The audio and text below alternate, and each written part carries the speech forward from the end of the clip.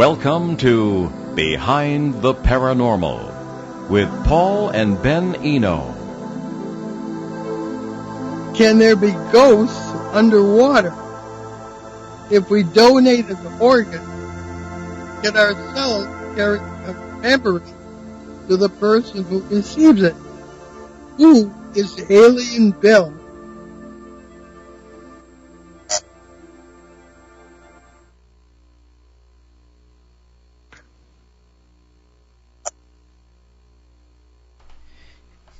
Here we are. I had it on the wrong button. So welcome to the 1011th edition of Behind the Paranormal with Paul and Ben Eno, coming to you from WON AM and FM radio in Woonsocket, Rhode Island, on the Paranormal Radio app from TalkStream Live, on YouTube. And I am Ben, and that was Paul. And today we bring you a new guest bearing some of the weirdest cases we've ever heard. And this is Malcolm Robinson, who has been involved in UFO and paranormal research for over 40 years. He has written 12 books on the unexplained and has been featured in numerous television and radio programs. He has also appeared in documentaries such as The Pentagon UFO Files in 2022, Space Force, The Dawn of Galactic Warfare in 2022, and Aliens at Loch Ness in 2022. Malcolm was the very first Scottish UFO researcher to speak in the United States, France, the Netherlands, and Ireland. He's also one of the few people to have plumbed the depths of Loch Ness in a submarine, which is pretty sizable achievement. Malcolm is also the assistant editor of the Outer Limits magazine, his latest book, Paranormal Case Files of Great Britain, Volume 4. And that is our subject of today's show. So Malcolm Robinson can be contacted via email at Malky, S-P-I, so that's MALCKYSPI at yahoo.com. So Malcolm Robinson, welcome to Behind the Paranormal. It's a pleasure to be on the show, Ben. Thank you very much for having me. Oh, it's wonderful to have you with us. So I guess we'll just dive right into it, so to speak. We do love our puns here. So tell us about underwater ghosts, and how were you able to research them? Yeah, I mean, obviously I've been involved in this wonderful subject for actually more than 40 years now. And during that time I became aware of these tales of underwater ghosts. And I did some research and I found out, there was quite a few. Because when you think about it, you don't just have ghosts of human beings, you can have ghosts of aircraft, of ships, etc. But this was taking it to a different level. And one of the cases, there's quite a number of cases, but one of the cases concerned a lagoon in Southeast Asia called the Truk Lagoon. And what happened there was that during the Second World War, there was quite a big naval battle in that place. And sadly, over 3,000 people lost their lives. There were 6 ships, which included several civilian merchant ships, which sank and plummeted beneath the waves. Now, where the story of the ghosts come in, since that time you've had a number of divers, scuba divers, who have went down to inspect the wrecks of these ships. And they claim, there's a big claim, that when they're down there, they actually claim to see shadowy figures walking along the sunken ships. But even more disconcerting is the fact that some of these divers claim to have heard voices shouting underwater. Now, how they could hear that with their mask on, I don't know. Now, it does sound a fanciful tale. We have to take a lot of these tales with a pinch of salt. Although I personally believe in the validity of life after death, that we all survive the physical body and we can move on to another area, we're still sceptical. As a society, we're still sceptical. But another case was way back in the 19th century, and this was the RMS Rhone. Now, that was a ship that was lost at sea due to a hurricane, and that was way back in October 1867. And that was near Salt Island, which lies off the British Virgin Islands. And again, the story goes that when divers are exploring this wreck, they claim to see these ghostly swimmers who are desperately swimming upwards as if to reach the surface, only to vanish and disappear. And there's also a ghost of a female diver. I'll just give you a few quick for instances. There's a beauty spot called the Blue Hole, and that's at Santa Rosa in New Mexico. And divers who have entered this big hole talk of witnessing one single female diver who has swum up towards them. Now, she's wearing a pink oxygen tank, and she just vanishes before their eyes. So needless to say, these divers have went to the police, and the police have said, oh yeah, we're aware of this. This is not the first time that people have reported seeing this female diver. So it is unusual, it is crazy, but let's be honest, when we're dealing with the paranormal here, we're dealing with countless apparitions from all over the world. Some of these apparitions will appear under the water, and there's so many more tales of these contained within the book. That's really amazing. I think you and I are about the same vintage, Malcolm. Maybe 50 years doing this. And I must say I've not run into too many underwater ghosts, but I have run into spatial relationships that are very odd. The entity or whatever will be up toward the ceiling or down toward the floor or in the ground and that kind of thing. So perhaps there's a relationship there. Who is Alien Bill? Well, Alien Bill is a lovely man. He's about mid-60s, I would say, and he lives in a town called York in England. Now, I met him a few years ago. Somebody put me in touch with him and said, Malcolm, oh my God, you've got to meet this chap. He's taken these wonderful photographs of these orbs and these trails in the sky and these mists. And I just knew that when I met him and he told me all these stories, I went, wow, who is this guy?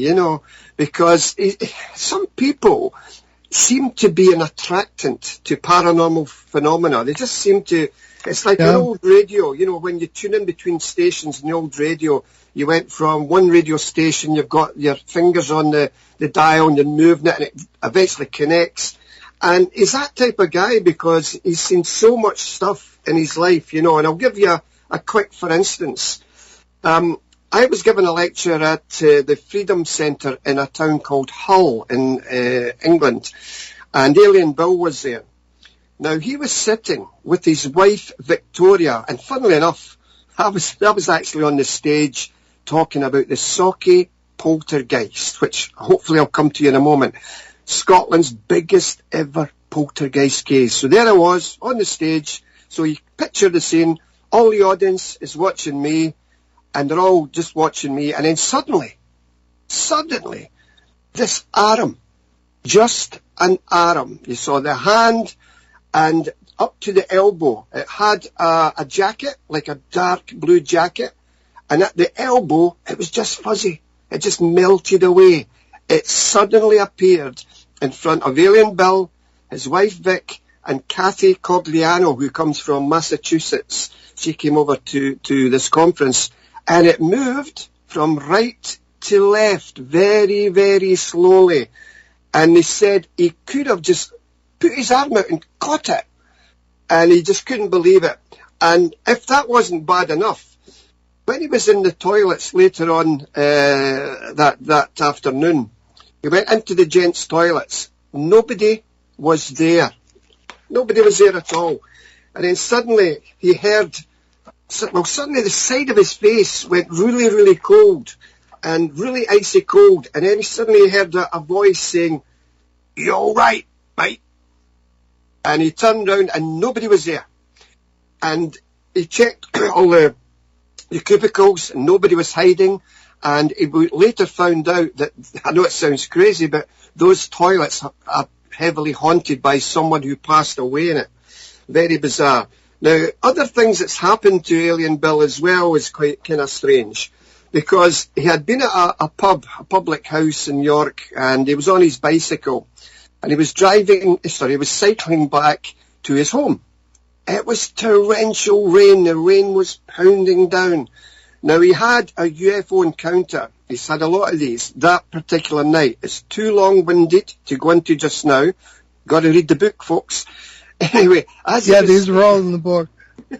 As he was cycling back, he suddenly found himself in an area that he'd never ever seen before. He knew he was in York, and he went, "Where am I? How did I get here?" Which might be related to the UFO. Anyway, along this lane, there was trees to the left, trees to the right, just a walkway, just a little lane. And at the end of this lane was this hooded figure, female-shaped, black hood. You could see the shoulders and this long cape coming down to the ground. He never saw the feet. She was slowly moving towards him, but she wasn't walking. You know, the shoulders were not going down and up, down and up. She was gliding. And he says, well, she's quite, what's going on here? This is quite peculiar, this. And the rain, which was cascading down, didn't seem to affect her in one bit. So he got his bicycle torch and he shone it into the face, into the hood. And there were nothing there, just blackness. So he moved out the road and he let her continue moving forward. And at that point he says, you know what? I better take a photograph of this. And I think you know what's coming. As soon as he went to grab his camera and take a photograph, woof, completely disappeared and she was gone. And he's taken a number of these orb-like photographs over the years, and there's two statues called the Kelpies near Falkirk in central Scotland. Massive statues, you know, about 50, 60 feet high. And a few years ago, he managed to capture this beam of light, which was going between these two horses' heads, these sculptures. It wasn't a searchlight because there's no searchlights there. And, you know, we still don't know what that was. Well, you brought up the subject of poltergeist, which is dear to my heart. So tell us about that one. Yeah, I mean, obviously, what I'm about to tell you is a true story witnessed by many people, not one person, not two persons. I'm going to take you back, and your lovely listeners and viewers, way back to November 1960. Now, I was only 3 years of age at the time when this incident I'm about to tell you happened. I did research it in later years, which I'll come to. Here is the story. 11 years of age, Virginia Campbell. She stayed with her parents at a place called Moville in County Donegal in Ireland. And at that time, they decided to come over to Scotland. And little Virginia, she didn't want to go, you know. Her friends were there. Her little dog, Toby, was in Ireland. She didn't want to go. I do not want to go to Scotland. But that was all set in stone, and they came over to central Scotland in November 1960. Now, the first event that transpired was very peculiar because what happened was she was in a single bed, and her cousin was in a single bed next to her. And then suddenly they could hear footsteps walking on the linoleum floor, and then banging noises, scratching noises coming from all over the room. This terrified them. So they ran down the stairs, and as they were running down the stairs, it was like the sound of a big medicine ball going boof, boof, boof on each step behind them. And they ran into the living room, and they excitedly said to their, their parents what they had seen. And of course the parents are thinking, oh, it's just kids, it's just children making up stories. So come on, back to bed, up the stairs now. Took them back to bed, and what happened? The mother and father heard these noises themselves.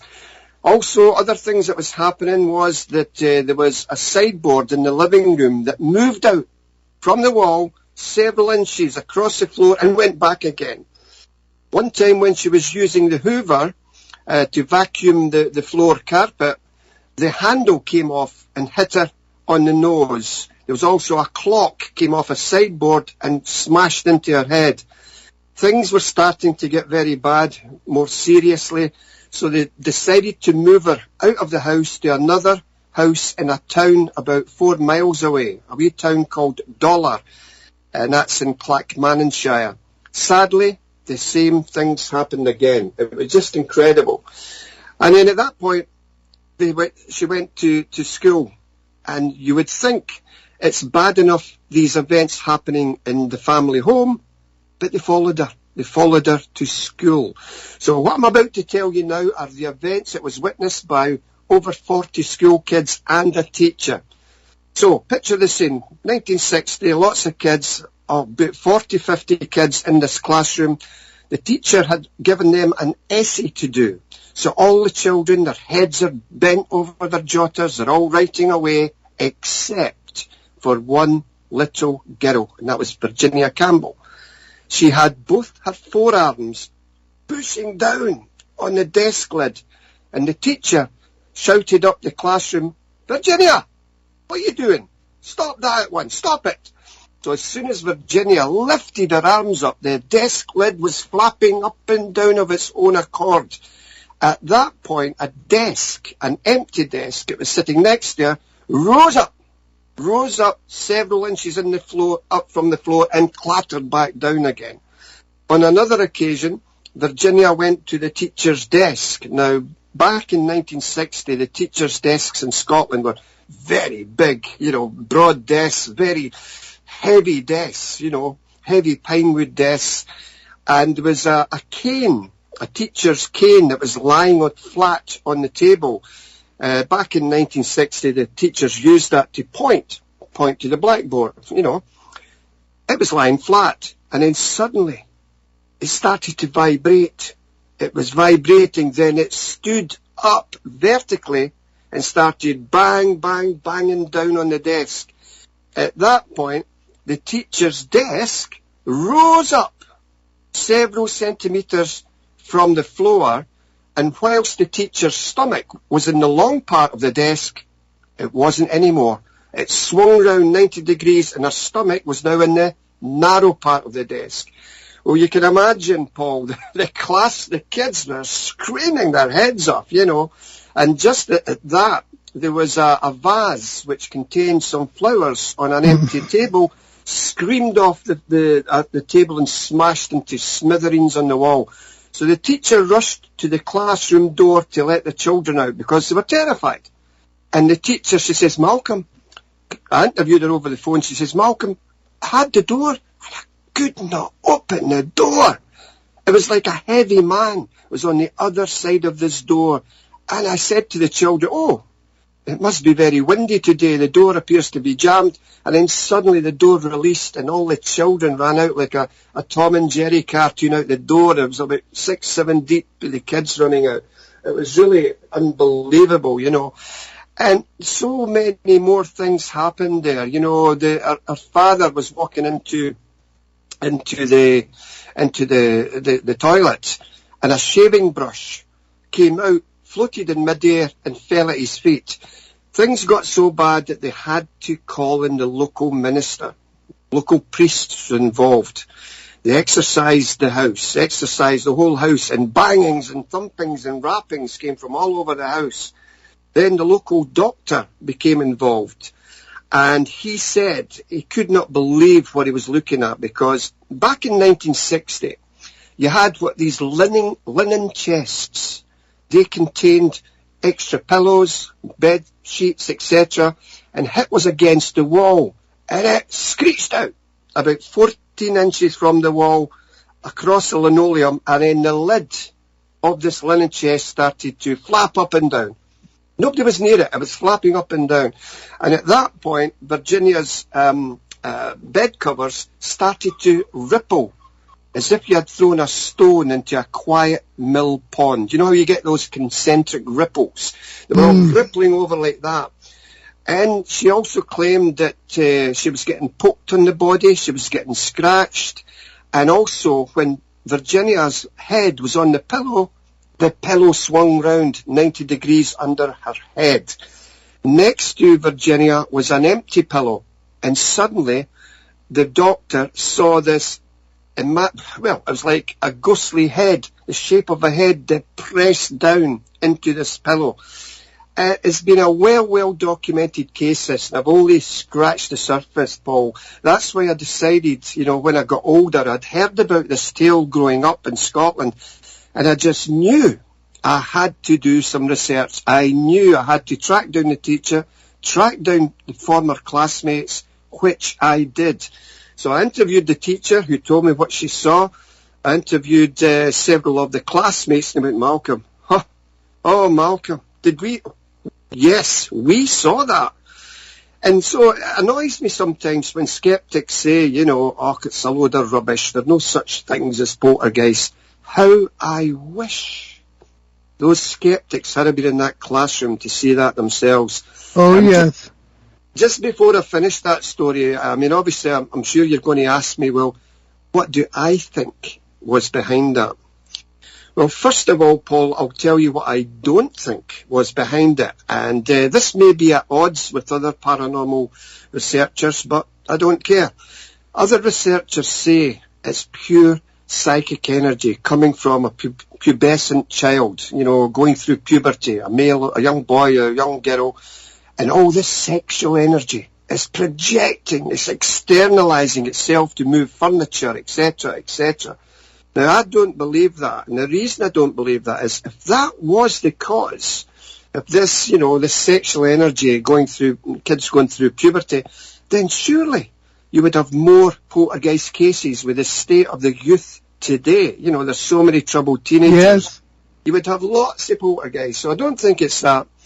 I do believe that it is a very nasty spirit, and just before I finish on this one, I tried to find out where she lives today because she had moved away.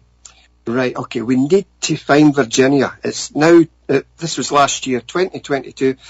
I need to find out. Long story short, we managed to track her down to a wee place called Kempston near Bedford.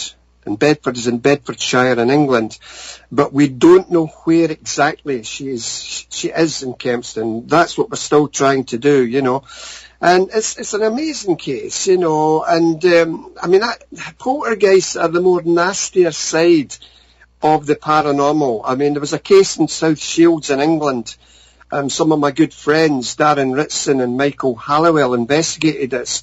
And the reason I say it was nasty was because of this. It was attacking the very people in the house. And on one occasion, one of the chaps that stayed in the house says, my back! And the investigators lifted his shirt up, and you could see these red scratch marks coming down his back. Now, these were fresh marks. These were not old marks. These were fresh. So there is a distinction, a clear distinction between certain aspects of ghosts and poltergeists, etc., yeah? Well, certainly agree 100% that the old ideas about youth producing this sort of thing. The agent, as parapsychology calls it. I haven't believed that for about 45 years. I've seen it myself, as you have, and when skeptics come along, I'll tell them, with respect, I was there and you were not. So we have theories about energy parasites, things of that kind, but the old ideas about the agent theory, I agree, is not correct. Ben, you want to jump in here? Yes, but I believe it is time for us to take our break very quickly before we get into anything else.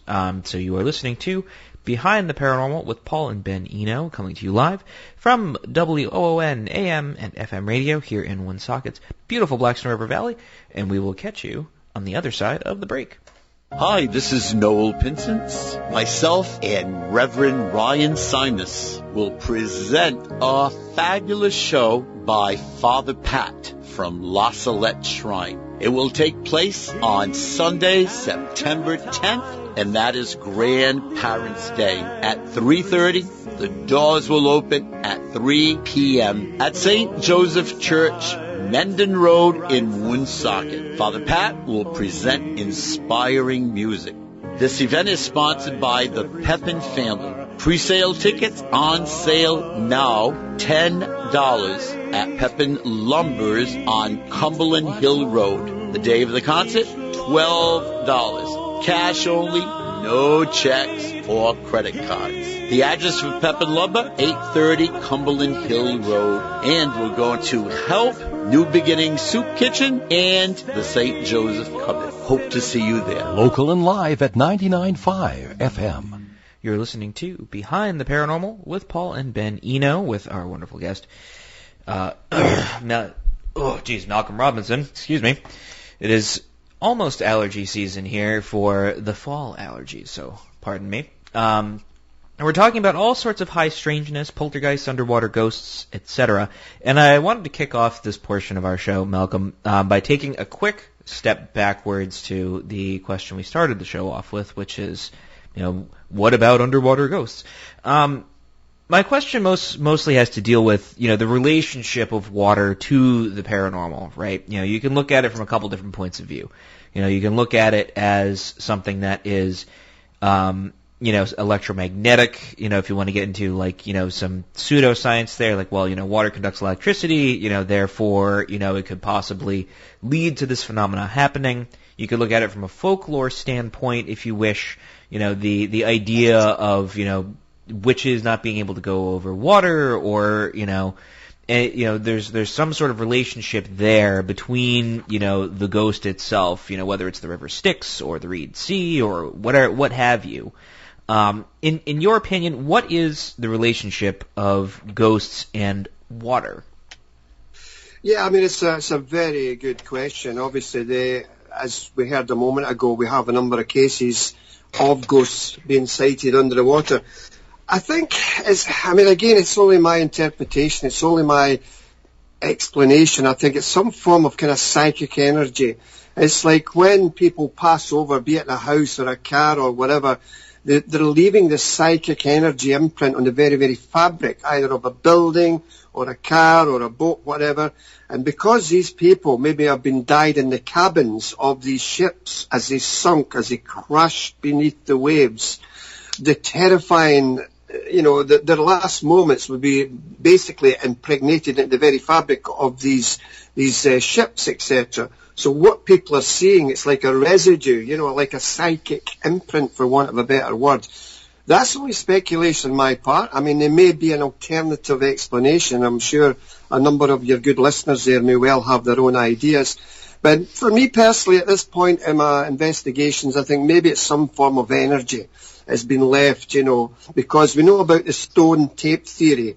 The big case in Wales where it was a haunted pub, and the proprietor of the pub he locked the doors, everybody was out, nobody was in it, and as he walked down the stairs, you could hear merriment, the clinking of glasses, people laughing, an old organ sound being played. He went, well, wait a minute, nobody's in there, and he went back in, quiet.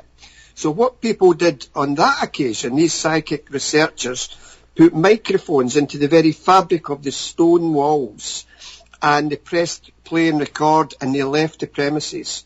When they went back the following day, these sounds were recorded on their equipment. So it's like an energy of bygone days has been impregnated into the walls. A quick, for instance, there, Ben, would be like if you went to see a family friend or a friend, and you meet them at the door, they're all smiles. Oh, nice to see you, Ben. Oh, it's great to see you. In you come. As you go in the door, you might taste and sense and smell that, hey, things didn't seem right. The energy in this room does not seem right. And what we've tended to find is, they'll admit, yeah, just before you came to the house, Ben, we had a terrific row, really bad row. So the energy of that, again, the more psychic one is, the more psychic one can be aware of seeing that. It's like you could have 6 people in a haunted room, and only 3 might see a spirit, and the other 3 will go, what? I can't see anything.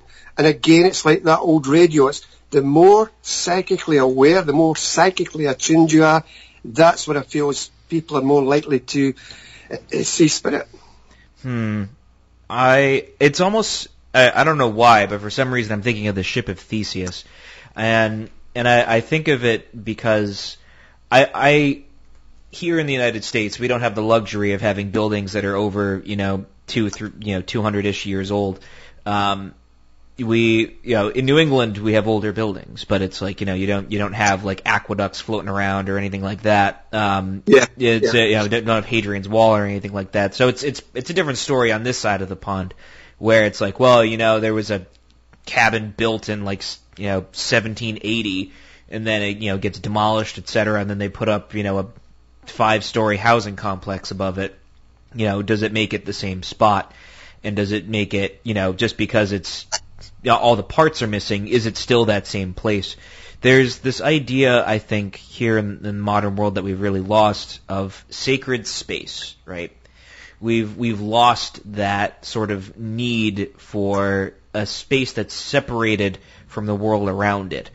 The way that I'm interpreting how you're talking is almost like a ship of Theseus in this sense, right? Just because all the bits and pieces of it are gone, is it still the same thing? And in this sense, it's like, let's say the ship itself, right? Ship sinks, the poor souls that are on it, lost, etc. Over time, as it decays and changes, etc., it's interesting to think of it in a way of, spirit or soul or whatever, because I think half the time it's understanding the anatomy of ourselves as humans. Well, I don't want to say anatomy. Well, I guess anatomy in a sense, because, we're obviously more than our physical parts, but at the same time the physical parts matter, right? Because otherwise why would ghosts be wearing clothes? And why do they retain human form, right? If it's pure consciousness, why, if I was a pure consciousness, I would pick whatever I wanted. Maybe a squid-faced being, a la H.P. Lovecraft. But, for whatever reason, they all pop up as human, right? And, even poltergeists, in a sense, when they sort of have an apparition portion of it, there's always some sort of human component to it. And I'm curious as to what your interpretation of that is. Well, just briefly going back to the point about energy, when you look at Kirlian photography, you cut off a corner of a leaf, and under Kirlian photography, that is still there. So the energy of that, it's been displaced, it's gone, it's still there. But as far as that goes, the only way I could really answer that, Ben, is I'm totally convinced of a life after death. I remember a story my father told me some years ago. He saw me growing up and getting involved in this subject, and he says, son, your granny, my mother, as you know, she passed away a few weeks ago. And I says, yeah. He says, well, I'm not so sure. And I went, how? And he says, well, a few nights ago I was lying in my bed, the lights were off, and I wasn't sleeping, son. This is the story he was telling me. This is to answer your question anyway. I wasn't sleeping, and then suddenly this beautiful light pervaded in the corner of this room, this beautiful aquamarine light, and then he saw his mother appearing, but she appeared younger than when she passed. She passed in her 80s, and here she's looking at in the early 1930s, she was about 36 in this image. So it's getting back to what you said, why would ghosts come back with clothes? Why would they not just like a ball of consciousness? I think some people, when they pass on, do want to come back to their loved ones and just say, look, this is what I'm like now, And what she said was, and it sounds Hollywood, but this is what she said. She says, Robert, that's my father's name, it's me. I have moved on. I'm going to a better place, and I just want to say my final goodbyes. And within about 10, 15 seconds, the light diminished, and the whole room was engulfed in blackness again. And I found out later that she went round all my uncles, that's my father's brothers, and said the same thing. She was moving on. Now, you may have some listeners that will say, well, I've lost somebody and that's never happened to me. I accept that. There is some kind of mechanism that does not allow everybody to come back in that manner. But you're quite right. You would imagine if you're moving on to a higher side that there would be this consciousness, this ball of light, why would they need to come back in that shape? I do honestly believe it's a comfort thing, just to let us who are left behind just still see them before they move on. Well, that's really interesting from a, an eschatological sense too. And one of the things that we've found, and something I've been exploring a lot personally, is how one experiences the phenomena, because it's important, right? It's the subject-object problem, and I think the paranormal is the hyperbolic, portion of that, right?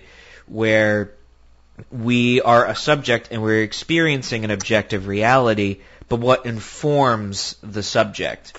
And there's that third portion of it that informs our understanding of it.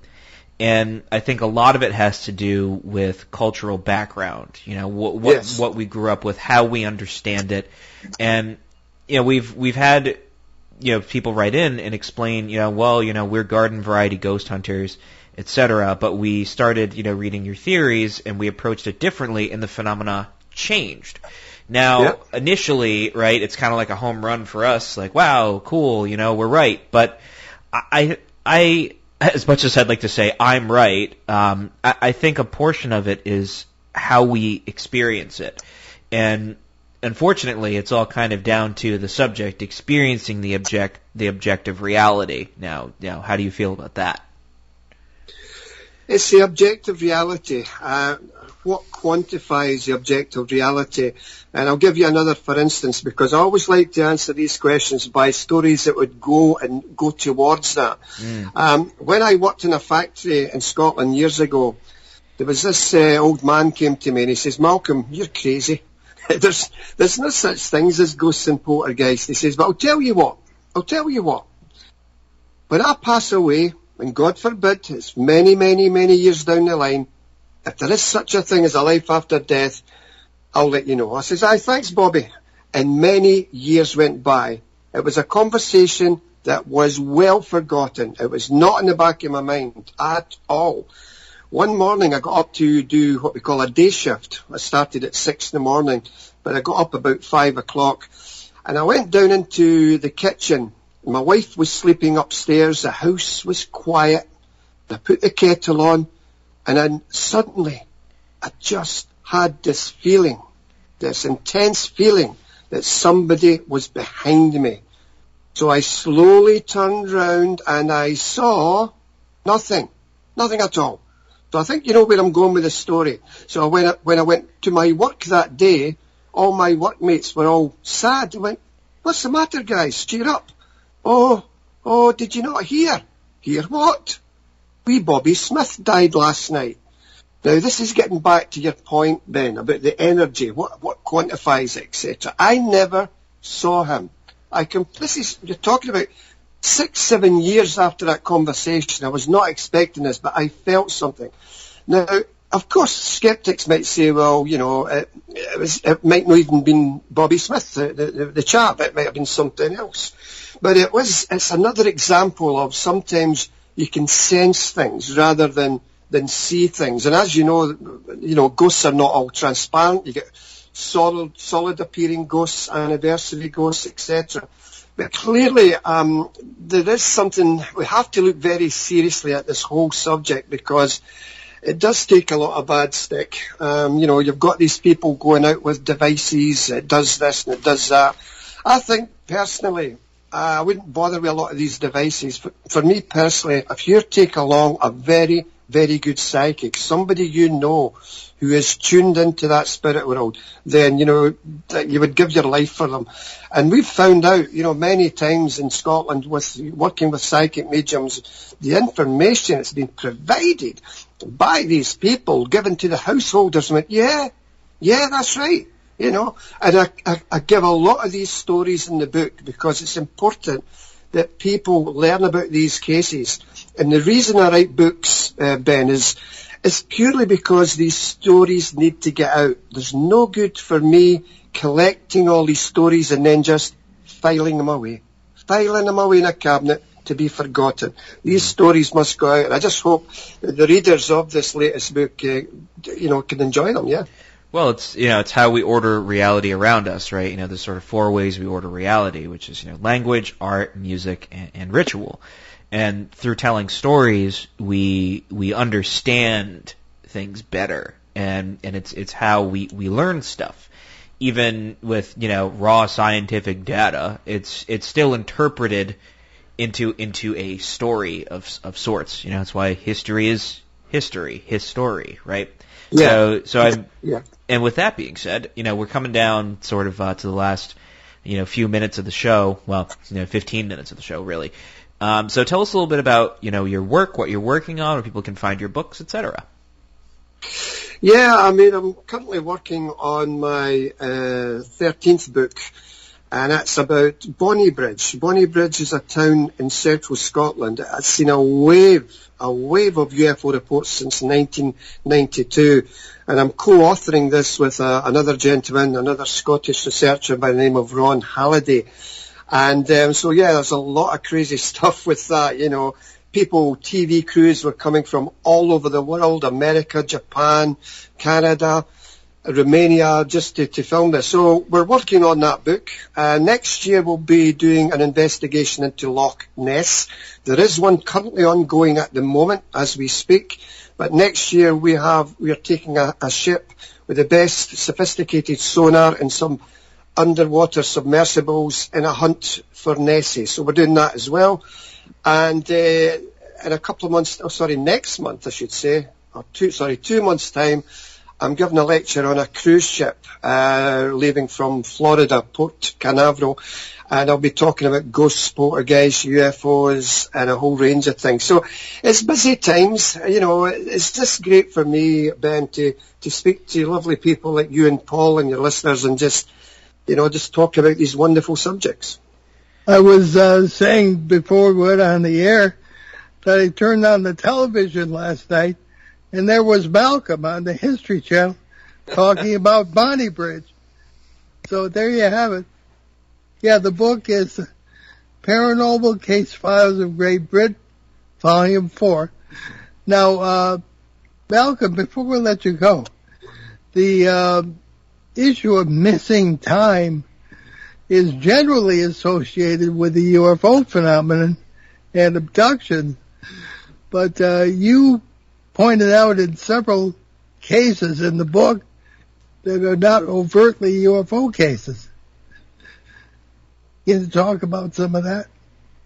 Yeah, I mean, obviously missing time is more structured, I guess, to a degree around UFO incidents across the world. And we have missing time in a number of ghostly cases as well, where people have seen certain apparitions and a time span goes accounted for. They think it's only seconds, and then suddenly as if they've been switched off, that, it can be anything up to an hour or 2 hours even of missing time has transpired then. That's quite unusual because for me it's a rarity in the paranormal world when we're dealing with ghostly phenomena. You expect to account for every given moment, but that's not the case. We have this missing time with ghostly encounters and obviously other encounters as well. Same with Sasquatch and Bigfoot. People sometimes have lost time when they've been out exploring. So that's why it makes the whole subject, that's why it's so fascinating for people like me and researchers the world over, because this paranormal is a big jigsaw and it's fell on the floor and it's scattered about, and all we're trying to do is put these pieces together to try and understand what fits, because there's a lot of nonsense out there. Not every UFO is extraterrestrial. A lot of it's our own technology, black budget projects, drones, etc. A lot of ghostly photographs is simulacrum or pareidolia. It's apps, it's images you can get on an app and make it look like a ghost. We have to be so careful these days. Thankfully, that same technology that's advancing at a great rate can be used to determine if there's any thin wire or a thin support string, putting a UFO model hanging from a tree, etc. So it's a big job, but I would not be in this subject if I honestly didn't believe that mankind is dealing with some form of non-human intelligence. It's always been with us. The big question, of course, is why? Why? And I could elaborate that, but I've not got the time.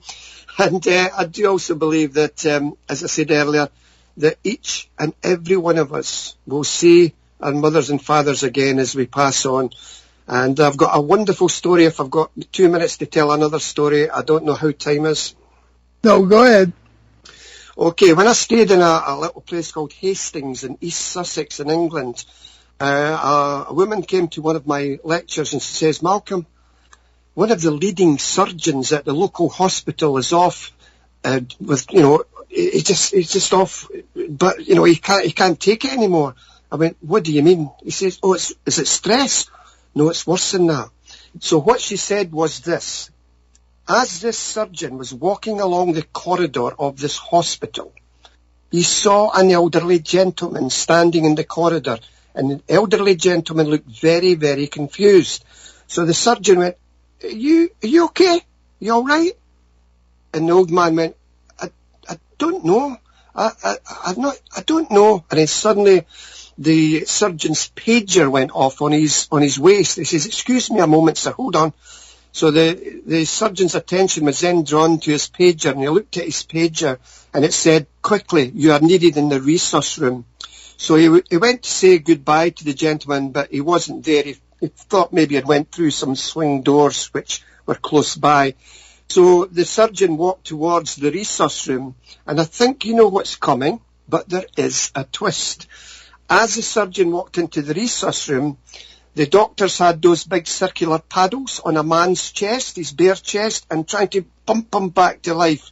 It was the very same man that the surgeon saw a moment ago in the corridor. Here is the twist. Here's the twist. They decided to look at the closed-circuit television cameras and see if that was recorded. And you see the surgeon walking down the corridor, stopping, tilting his head back, talking to nothing at all. So this is why we love this subject. It's incredible. It sure is. We want to have you back to talk about UFOs, but maybe this is the last question we'll have time for. But is it places that are haunted, or is it people who are haunted? Well, I think it's a bit of both, to be honest with you there, Paul. Obviously here in Scotland we have many stately homes and castles and stuff like that. These are different type of ghosts, but there are certain people who would attract paranormal phenomena or ghostly phenomena. They're more in tune, like that radio frequency I mentioned earlier. They're in tune where they can physically see the paranormal. So to answer your question, it's a bit of both. It's houses and it's also people. But we need to do the research and find out if people are pulling the wool over our eyes. We need to get the facts right. We need to find out, because we are providing evidence to Joe Public, and it needs to be the best. Yes, actually we do have a few more minutes. Ben, did you want to jump in? Yeah, I guess it's this is a fun little question that I think is really kind of important for the field. So, all this being said, right, we've gone over, cases, how it affects people, how it affects places, etc. Going forward into the future, what do you see as the future of research, Malcolm? Is it something that encompasses more of a human approach? Is it something more about trying to prove something? It seems as if, at least for the last, I don't know, let's say 100 years, the problem really has kind of been, everybody trying to do the same things over and over again and getting, either no result or just no sort of progression, if you will. So what are the next steps in your opinion? Yeah, a good question again. Thank you for that. Well, I think at the end of the day, all we're trying to do, not just me, but fellow researchers worldwide, are trying to provide evidence to show the public that these things exist, that these things are real. So, how do we go about that? Is it technology? Is it cameras? Is it EVPs trying to record voices? Yes, they do work. Yes, it could be stray radio signals. We have to be careful on that. I think we need to get more psychologists and scientists involved. For instance, if it was agreed there was a really active haunted house, then what I would like to see is not just the ghostly researchers. Let's get a psychologist in. Let's get a skeptic in. Let's get, some of the top people from science and from the medical fraternity. It's a big ask. I doubt if it will happen. But to answer your question, these are the people that need to be on site for any major case that's ongoing, because if it convinces all those people, then that for me would surely be good evidence. But then again, would it? Because we've had the release by the Pentagon and the congressional hearings in America where we've had this fantastic footage, and yet we're not any nearer forward. We're no further forward in trying to get answers to the UFO mystery. So there's a lot of good stories out there. But to answer your question again, there, Ben, I think we need that visual and auditory evidence, but we need to get top people, not just Ghostbusters. We need to get psychologists, analysts, people from the medical fraternity, scientists, all together, if that could ever happen. And if you convince those guys, and they've recorded it themselves with their instruments, etc., then maybe we're on to a winner. Well, that's actually an interesting answer, and one that I've heard a couple of times. I've heard the term paradigm shift thrown around a couple of times, when I had posed that question, and I guess that's kind of the direction we have to head in. I'm still working on this pet theory that the paranormal is the cosmology of the modern world. Only because, the way we interact with the supernatural is how we interact with other portions of it, which is, we gotta, get the experts in on this first before we can do anything else. And, all these things, we can quantify it. We can understand it scientifically. And I don't know. I'm wondering if the postmodern idea of throwing everything out until there's nothing left to throw out is going to get us far enough. But, we'll see. We'll get there when we get there. But, at this point in time, it's probably, a fair amount to hop into our announcements as we conclude the show here. And I guess we can start off with, if you're anywhere in New England, you can take in the Exeter UFO Festival. That is next weekend, Labor Day weekend, September 2nd and 3rd. Geez, we're powering through the summer, are we not? The event benefits local children's charities. Sadly, we have had to bow out this year because of my dad's health. I do have it on good authority, though, that my dad might make a brief cameo appearance by phone to say a few words to the audience. So please go and support the event if you can. Info at ExeterUFOFestival.com. Then in 2023, as we close out the year, the Western Connecticut UFO Conference, presented by the Danbury Public Library, will take place virtually and in person from October 22nd to the 29th. Events will begin on this show on October 22nd. This is with a very special guest, Reverend Michael Carter of Ancient Aliens, and live audience interaction. And there's more information on that to come. And the Greater New England UFO and Bigfoot Conference is back. This will be a one-day event on November 19th at the Veterans Memorial Center in Leominster, Massachusetts. You can watch for more information about that, and I'm sure Susan Spooler will be calling in every so often to give us event updates and all that good stuff. And you can also visit our show website, BehindTheParanormal.com, where you can find nearly 1,200 hours of our regular shows and special broadcasts since 2008 from CBS Radio, Achieve Radio, and here on WOON AM and FM. You can also hear many of these broadcasts on the major podcast platforms, including iTunes, Apple Podcasts, Spotify, and YouTube. Download our show app. It's free at BehindTheParanormal.com, and browse our books along with those of our guest co-hosts. Yes, and our show website also has a charity page that is on BehindTheParanormal.com with several links to good causes we have adopted over the years, including Hope for Hilldale Cemetery in Haverhill, Massachusetts, run by our good friend Tom Spitaleri, USA Cares, Canadian Veterans Advocacy, Helping Haiti's Orphans, the Crohn's and Colitis Foundation of America, and the Sisterhood of Ground Zero. So what's going on next week, Ben? Well, on September 3rd, we'll welcome back UFO greats Paula Lupez Harris, and Steve LaPlume to talk about the recent congressional UAP hearings and what we know now. That's going to be a real barn burner of a show. I can already tell. Yes, well, Malcolm mentioned that, and it is very important. It is. It is indeed, especially for those who are into disclosure and all sorts of wonderful topics like that. Well, as I say, maybe Malcolm would agree, we are the disclosure. Yes, we But are. But in any case, we leave you today with a thought from none other than today's guest. Excuse me. However, Ben, can you read this? Of course. So, we leave you with a quote from today's guest. However impeccable the evidence, you cannot prove something to people who are not ready to accept it. I'm Ben Eno. Paul Eno. And I'm Ben Eno, and thanks for joining us on our great cosmic journey, and we shall see you next time on Behind the Paranormal. Return to this radio frequency 167 hours from now for another edition of Behind the Paranormal with Paul and Ben Eno.